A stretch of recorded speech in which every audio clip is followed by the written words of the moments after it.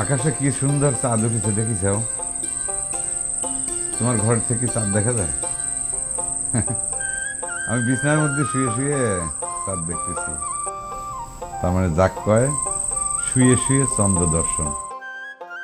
আমার বিয়ের জন্য কিন্তু তোড়জোড় শুরু হয়ে গেছে। যদি কোনো ব্যবস্থা না নেও, সারা জীবন একা একা শুয়ে আকাশের চাঁদই দেখা লাগবে। ওই দূর, এনে তুমি কোনো চিন্তা করো না। যে যতই তোর জোর করুক, কেউ হাজার চেষ্টা করেও আমাকে মিলন আটকাবে পারবি না না না।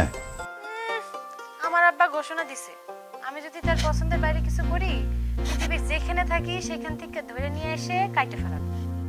যদি পৃথিবীতেই না থাকি তাহলে পরে তোমার বাপ আমাকে ধরবি কাবা করে। কি কথা কও? আমি কিন্তু এসব আত্মহত্যা করবার পারবো না। আর দুর্ভোগা, আত্মহত্যা করার কথা কইল কিনা তোমাক? আমি শোনো, মৃত্যুর পর মিলন চাই না। পৃথিবীতে না থাকার কথা কইলে যে? ঠিকই কইছি। পৃথিবী থেকে ডাইরেক্ট তোমার সাথে নিয়ে আমি চাঁদে যায় ঘর বাঁধবো।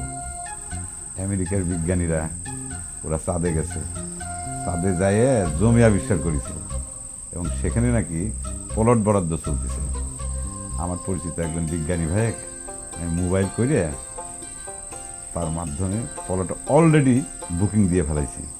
তোমার আব্বা যদি বেশি বাড়াবাড়ি করে তাহলে পরে তোমার সাথে নিয়ে ডাইরেক্ট রকেটে চড়ে চাঁদে চলে যাব। অবশ্য এখন টিকিটের দামটা একটু বেশি, কারণ তেলের একটু ক্রাইসিস চলতেছে না। সমস্যা নেই, কারণ আমরা তো ওয়ান ওয়ে, আমরা খালি যাব, আমরা তো চাঁদে সারা জীবন থেকে যাবো, আমরা তো আর ফেরবো না পৃথিবীতে, তাই না? কত মজা হবে চিন্তা করে দেখো। আচ্ছা তুমি এখনই ডাইরেক্ট চাঁদের দিকে একটু তাকা দেখো, বিজ্ঞানী ভাইরা কিন্তু ওই প্লট মাপামাপির কাজ করতেছে। তুমি একটু খেয়াল করে দেখো, এই যে আমি দেখতেছি নড়াচড়া করতেছে, ওই যে ওই যে ওই যে আমার পরিচিত যে সেও।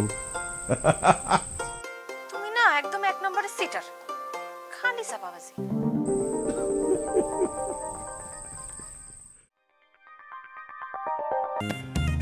সিদ্দিক, সিদ্দিক, এই সিদ্দিক, আর কত ঘুম পারবি? এই সিদ্দিক, তুই কি জমিদার হয়ে গেছু রে? ও এই সিদ্দিক বাবু, ই করো, কি? ওই শীঘ্রই বাটি নিয়ে আসো। ছোট বাটি হলেও চলবে, কারণ বাড়িতে তোমরা মাত্র দুইজন মানুষ, দুইটা গোল্লা বরাদ্দ। কিসের গোল্লা রে নবাব? বহু চেষ্টা করার পর অবশেষে আমাদের সিদ্দিক ভাই বিয়ে পাস করেছে। হ্যাঁ, গোল্লা খাও, দোয়া করো। হ্যাঁ, এই তোমারটা কি ওই মুখে দিয়ে আতে কি সিদ্দিকিটা দিয়ে চলে যাবো? কিরে নবাব, আমার মিতের বিয়ে পাশ উপলক্ষে কয় কেজি গুল্লা কিনলো? কোন দোকানের গুল্লা এটা? গোল্লার দোকান দেখা লাগবে না, দুটো করে গোল্লা বরাদ্দ, খাও এবং দোয়া করো।